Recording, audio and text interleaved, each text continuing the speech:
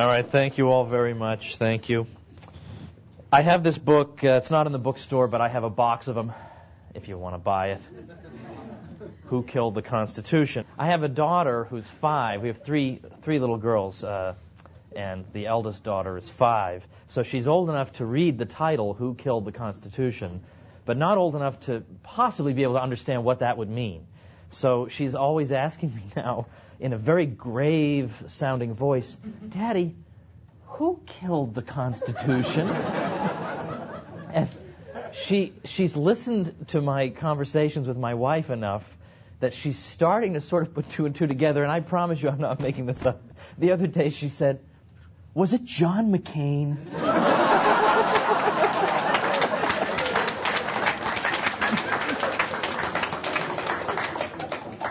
She's so advanced, you know, and so I had to explain, well, no, see, now I have to explain to you what an accessory after the fact is, and that's just too complicated. Well, anyway, for those of you who want to know why we should even care about the crummy Constitution, I am going to answer that question. The subject is who killed the Constitution. This is a subject that's been of interest to me because I've written a lot about American history. That's my main field. I write about a lot of subjects because I have a short attention span, basically, but American history has been the focus of a lot of my work, and it's the field of my PhD. So when I did my previous 2 American history books, which is, Jeff mentioned the book 33 Questions About American History You're Not Supposed to Ask, and then before that, The Politically Incorrect Guide to American History, I did those sort of having in mind myself as an 18-year-old and thinking, what would have saved me hours and hours and hours and hours of frustration? Like, what information do I wish I had known? Do I wish somebody had just told me about when I was 18? And I just put all this in those 2 books, so as to save you agony and frustration, you know, so that when you're hearing stuff in your classroom about, well, you know, without the government, everybody would probably be scraping around, you know, barely surviving and earning 3 cents a day, and thanks to the government, you know, we're doing as well as we are. And you hear this all the time, you think, you know, this just sounds like propaganda to me. You know, this can't possibly be right. Well, you know, okay, so I put together sort of some of the answers to these things. And so that was really satisfying to me, to finally to be able to do this and thinking, you know, that if I'd had this 16 years ago, I could have saved myself, oh, wait a minute, no, now I'm turning 36. Oh, so 18 years ago. Gosh, I just missed 2 years of my whole life there somehow. Well, in any event, so I've a lot of what I've done, though, has had something to do with the Constitution. And when you talk about the Constitution in libertarian circles, I don't mean to assume that people are libertarians. You could be an Austrian without being a libertarian, I suppose. But nevertheless, okay, that's a rare thing, I suppose. But nevertheless, you know, in libertarian circles, people are usually suspicious. Like, well, you know, why do you care about the Constitution? I mean, all you care about is liberty.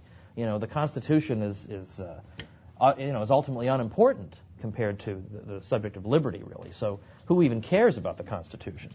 And to a certain extent, that's all well and good, and I share that view very, very much.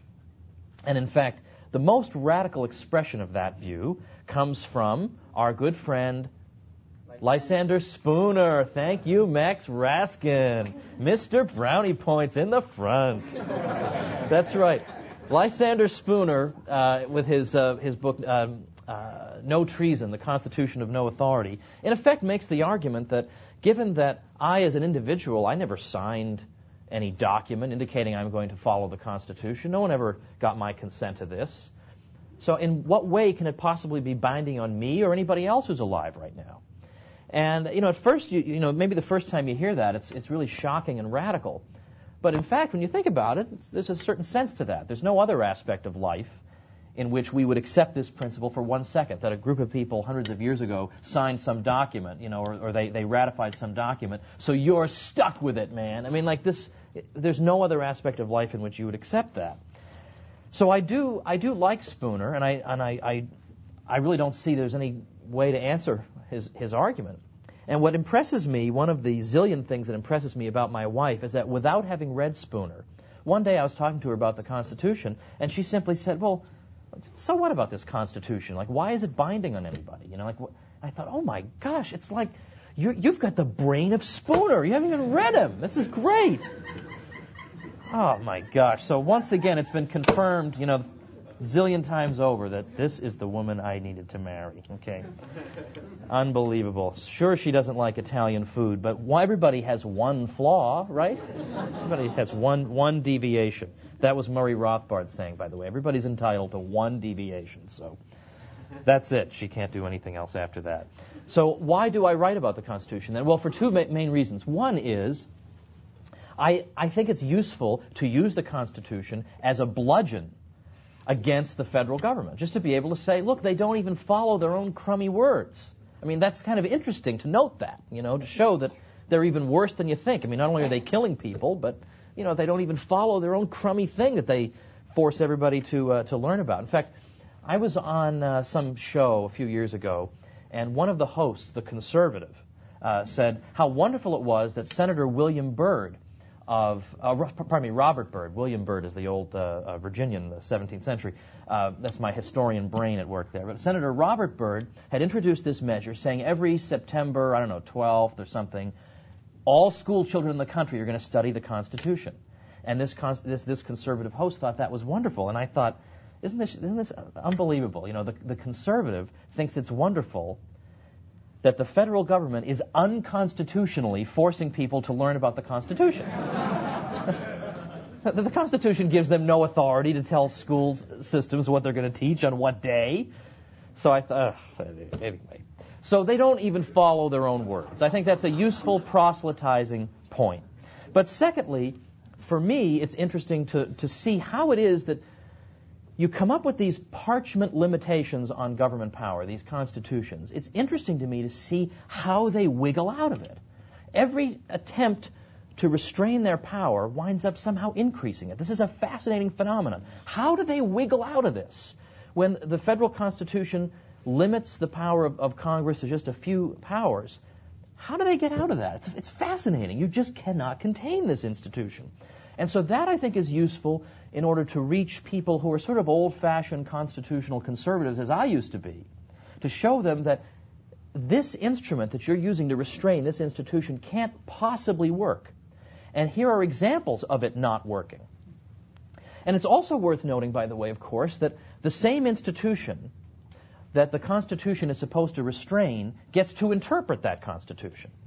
Well, so what do you think is going to happen? You think they're going to say, well, we sure would love to draft you people into the Army, but Constitution doesn't let us do that. I mean, what are the chances they're going to do that? I mean, of course they won't. They'll just interpret it in their own favor if they have a monopoly on interpreting it. So we have that problem with constitutions. There's no way to keep them limited because the government itself is the interpreter. And secondly, the government itself typically is the one educating you. It's most of the time it's some government institution. So when you read in your government-approved textbook, you don't usually see, here's where they unconstitutionally started drafting people, and here's where they unconstitutionally started banning all these substances. And somehow that just doesn't show up. Instead, you're taught that one of the virtues of the American system is how flexible it is, that the government can come up with all new things to do all the time, and it's not bound by anything. I mean, honestly, you're taught that. Isn't it wonderful that Supreme Court judges can just invent new things the government can do? In fact, when the subject of conscription came up before the court, the one time that you actually get some kind of attempt to speak about this, we have Justice Taney wrote about conscription. But then the selective draft law cases in 1919 were very interesting. When the subject came up of, is the draft constitutional, the answer that was given was not even to really look at any arguments, but to say, well, yes, of course it is. I mean, the United States is a sovereign power.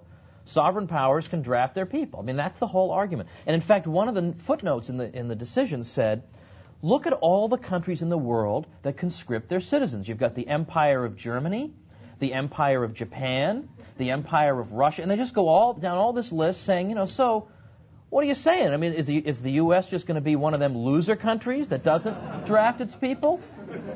I mean, that was the argument. It's actually in there. Look at all these countries that do it. All the cool countries are doing it. So there's no real attempt to actually reckon with the serious issues at stake. Any of you who haven't read Daniel Webster, who was a senator from Massachusetts, his speech on conscription, which he gave in 1814, in D.C. He was a congressman and later a senator.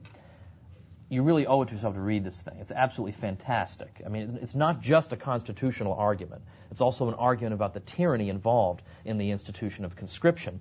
And that speech has been reprinted. It was reprinted in the New Individualist Review. Ron Paul quoted copiously from it in his book Freedom Under Siege, and then later in his latest book. It's a great libertarian classic. It's an absolutely fantastic speech in which he demolished the case for conscription. But if the federal government wants to do it, it just does it. Now, it's interesting to note that the American Revolution is fought, by and large, over the principle of self-government. The colonial legislatures wanted to be able to govern themselves on matters pertaining to their own affairs without the undue interference of the British government.